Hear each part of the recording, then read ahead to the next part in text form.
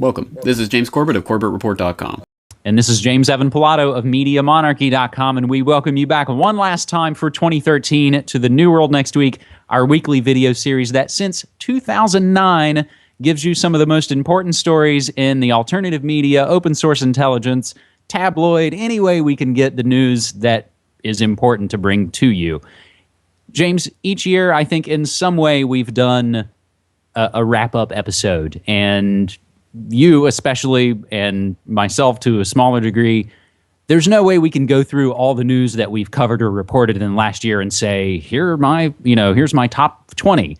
I think we have to kind of boil it down and get almost in a way a little more philosophical. And I think this year, maybe the best way to do it, as somewhat similar in ways of the past, you and I are going to look back and each pick a story or theme or element or idea in the zeitgeist of 2013 that we each found most important, and then we'll each look ahead to 2014 to talk about what we're going to pick. Now, audience should know, James and I don't know what each other's picks are going to be as years passed. So, James, here we go. I think for my story, I thought about other areas. Of course, Obama's Oscar for Zero Dark 30 is kind of a huge one. I think for me, it kind of really showed how the media and the military really work hand in hand, especially with the new shiny, happy messiah we have here in the United States.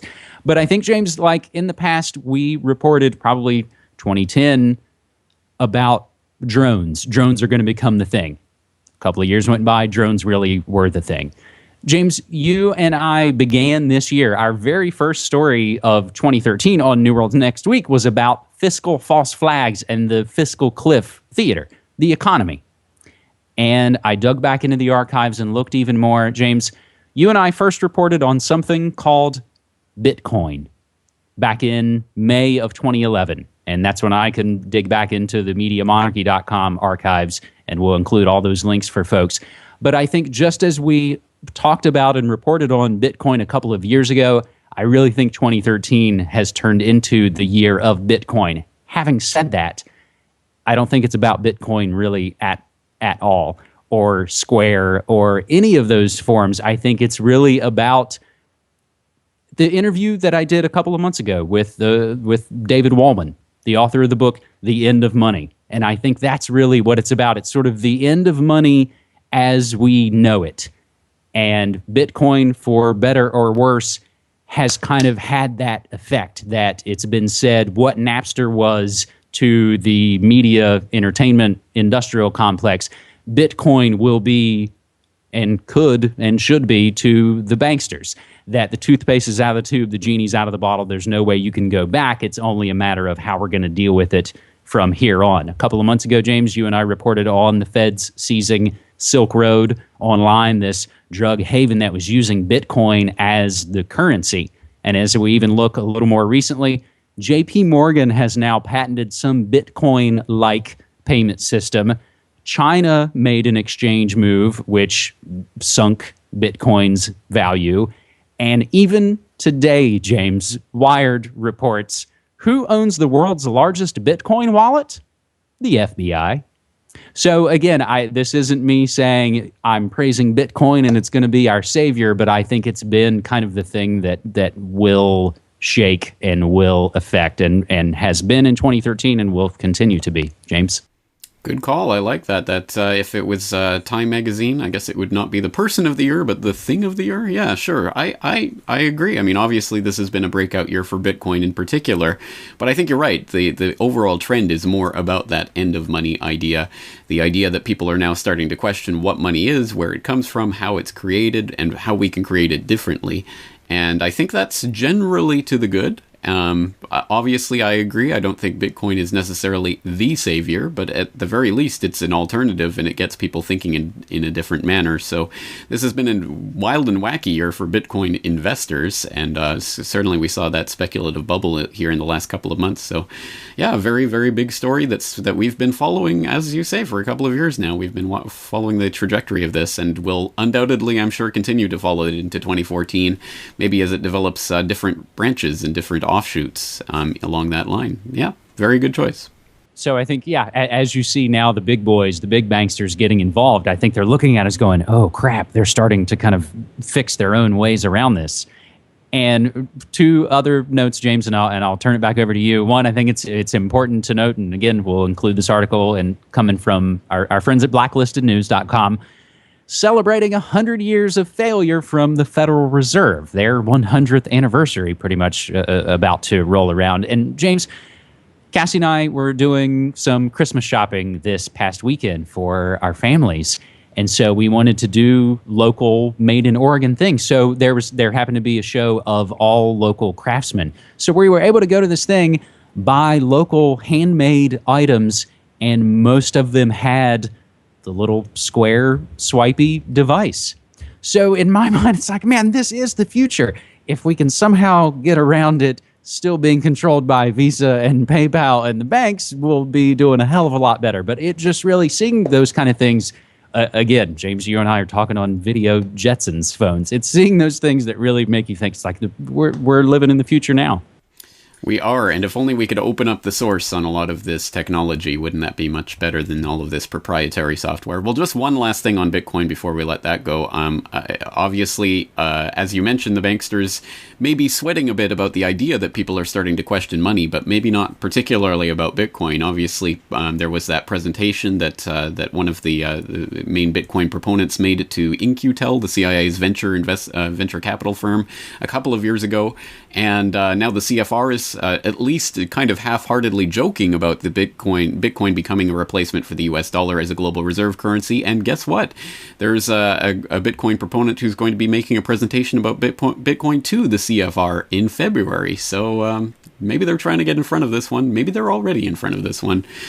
At any rate, we'll leave that there for now. My 2013 story, if I have to choose one story that encapsulates this idea, it's more of an idea, but if I had to choose one story, I guess it would be the Boston Marathon bombing, but not because that story in particular was particularly important, but because it represented a theme to me, and that was that this is one of those kind of standard false flag operations that we could have easily seen turn into some sort of geopolitical incident that would have furthered certain pieces along on the geopolitical chessboard, but we didn't. And I think that's important because I really do believe that there was a huge input of the alternative media laying the groundwork for people to be very critical of what we were hearing about the Boston Marathon bombing, and laying, at the very least, the framework and the vocabulary, the terminology for people to understand the concept of false flag terrorism, and that we may not be being told the truth about what's happening. And it was interesting to me to see, really, as soon as that story hit, all of a sudden, the internet was being flooded with the search term false flag. You can look at the Google, whatever they call it, the lexicon thing, where you can see the number of search terms. False flag just took off through the roof. I had a 2 or 3 year old video on false flags that suddenly went re-viral as people started searching for this term. So there was a huge surge in interest in that as soon as the Boston Marathon bombing took place, and a big kickback. And that was something we saw repeated throughout the year. We saw, for example, the Michael Hastings crash. People immediately started to question that, and I saw a huge response to my episode on that, one of the biggest episodes I put out this year. That, I think it also bore fruit in the lead up to the possible Syria military intervention. In the wake of the chemical weapons attack, August 21st in Ghouta, all of a sudden we had huge amounts of people pouring out saying it's a lie, saying don't go to war, this is just a war for aggression, war for imperial conquest. And it didn't happen. We've seen this happening over and over again this year. It's a new phenomenon, I think, or at least a different level of this phenomenon, that people are starting to truly question what they hear. And I think, I honestly believe the alternative media has had a huge input in getting us to this point. And I think it's for the good, obviously. I think this is what we've been striving towards. Of course, I also have a couple of points of caution, but before I move on, perhaps you can just comment on the story.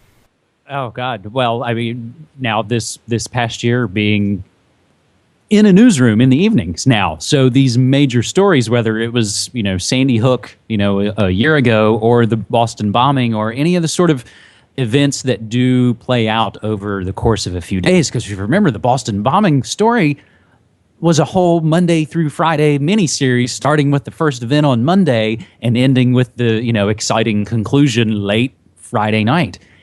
And again, James, I think what you're talking about, hopefully, that's what we've wanted to do in some small way, arm people with the sort of discernment that we were talking about last week and the sort of keen eye to things that the first and second event, it might not make sense, but when they keep trying these events and these ham-fisted kind of operations, newer folks who are now paying attention, once they get a few events sort of under their belt, so to speak, that they've been watching intently, when they come along more, they're better armed to look at it and go, oh, red flag, red flag, red flag. Okay, I know when these things happen. Now I can see these bullet points happen. And that's, I remember having those kind of experiences myself kind of early in doing my own amateur research, watching stories. And then at some point, I think probably, sitting with my mom in the kitchen, where it was when the DC Madam died. And it talked about, it was like, now, this is a bad thing when they start to roll out it even named certain people. And then a little bit later, it was like, oh, there they are on TV. There's Gerald Posner saying, oh, yeah, she really hung herself. So again, being involved in these events, you're able to I think, start to kind of decode them. I think so. So again, I think it's to the good that this is happening, but I think there are points of caution. You mentioned the key word, which is discernment, and I think we need a lot more of that, because I've thought about this quite a lot recently. What is the end point of this when people start questioning everything? Good, I'm glad. Everyone should be questioning everything, but when you uncork that bottle, there's always the possibility that people go off the deep end with that, and that means that they question everything to the point where they can't find bedrock anywhere, and everything becomes the conspiracy, and they can't use their discernment to find what's real in this world as well. So there's that question, and then there's also the idea that the kleptocrats, the cryptocrats, the pathocrats, the people the powers that shouldn't be, are not stupid people. They're a lot of things, but they're not stupid, and they understand that this phenomenon is happening, and they're going to try to front run it, and perhaps they already are. And there's all sorts of things, for example, around the Snowden story that make me question, who is Snowden? What's really behind him? Who's reporting on this? How are they reporting? There's a lot of questions that I have about this story that may show that, for example, the intelligence community is starting to put out these types of stories that they know will be picked up and interpreted a certain way by the alternative media, perhaps for a different end. I mean, who knows? There's a million different permutations or possibilities, and maybe this is all part of the revelation of the method and the panopticon and getting us into the control grid. I mean, that's just one of those possibilities that we should also be thinking about, because again, I think they're going to start trying to use and play the alternative media as it becomes more and more of a presence. So that's my thoughts for 2013, and I'm sure that's a trend that will continue into 2014. I think you're right. I think you're right, James. And there's so many points I would love to kind of get into there. But I think, like you were saying, it can become a psychosis to the point where, yeah, there is no bedrock, and you're, like a forensic tragedy and hope. It's like, dude, now you're not even using your three basic, keys of learning and how to think about a story and teach yourself something. So, James, having said all that, let's quickly now look at our thoughts for a trend for 2014. And again, just as I think we're saying, not a specific story of 2013, but an idea, a move, or a trend. And James, I think in a way, something that I've talked about again with Cassie, and also something I even talked about again tonight with a new coworker and friend, my man Jake, that it's maybe not so much going to be DIY as it is DIO. Instead of do it yourself, it's going to be do it ourselves. And I think in a way, people are going to start to sort of let a lot of things go. And I think people are really going to start to walk away. And again, some of this may just be a sort of somewhat wishful thinking in the ways I'd like to see things go, that people will really start to walk away from all the failed institutions of churches and banks and schools and stores and jobs and all that crap. And some of it will be for better and some of it will be for worse. But again, I think they'll kind of be that severing. And we're going to stop yelling at Walmart to, "Whoa, why don't you do this or that?" It's like, it's Walmart. Walk away. Oh, fast food, McDonald's, why don't you raise? No, you're not a sustainable part of any part of our lives. I'm walking away. I'm not looking at that. I think, James, those things hopefully will start to happen. We will do it ourselves. We'll start to make food more in groups. And I think probably a GMO labeling bill will also pass, and that'll be a whole other thing. But I think we're going to make our own food with groups. We're going to make our own media with groups more and more and more. And again, it comes with that caveat of, yes, we can do all these things ourselves. Unfortunately, the new mega bosses are now all the internet companies. Comcast has bought Universal. Amazon buys up or invents all the. That has been the main switch. So again, just as we were talking about the 2013 trend, I love that I can exchange goods right with that person who handed me that good. I just wish Visa wasn't involved in it. So just as we can all make our own media together more and more and more, I just kind of wish it didn't have to be on a Google Hangout, and that we could find some other way around that. That might not really be possible for right now. The other thought is that in some way, I think maybe, hopefully again, maybe the places like Google and Amazon aren't so dastardly evil as the evil corporations, whether that's, the pharmaceutical corporations or Halliburton and Bayer and all those folks that really do actively want to hurt and kill us. That hopefully, in a way, the internet companies, whatever, you guys do your thing, bitch about whatever you want. You're doing it on our networks, bitch away, fine. That, I think, ultimately changes what I'm saying. It's going to be more DIY and more DIO, do it ourselves. Well, James, you've shamed me, because you've picked an aspirational theme for 2014, where mine is not nearly so hopeful. I certainly hope that it does become more DIY or DIO or some combination of that, and I hope people do start walking away. I don't share your optimism about the internet companies. In fact, in some ways, I find them more insidious. But at any rate, I certainly do think that just the engagement that comes with online culture will at least hopefully prod a few more people in the direction of taking responsibility on for themselves. So I applaud you for that idea. I certainly hope that it does come true and more people do start walking away from the monstrosities that we're placed into. Well, and just as you did note, and I, of course, unfortunately forgot, even as I was rhapsodizing about all that stuff, oh, that's right, Google is buying up all the military robot companies.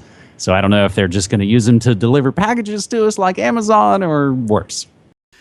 Yeah, I'm not holding my breath. All right. Okay, well, I do applaud that. I hope that is a trend that will continue and accelerate into the new year.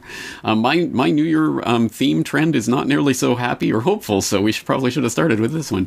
I'm looking at the economic side of things, financial. I think that we're setting things up for a very worrying 2014 here at the end of 2013 as we're preparing for the changeover of the puppet mouthpiece of the Federal Reserve from Bernanke to Yellen. I'm not sure that will be much of a change of anything, really, in terms of policy, but it will, at any rate, be a changeover point, and here we are at the start of this QE tapering, and the markets in the last day or two going crazy. Oh, yay! Oh, tapering! Oh, wonderful! Look at the stock market taking off. Everything's peachy keen.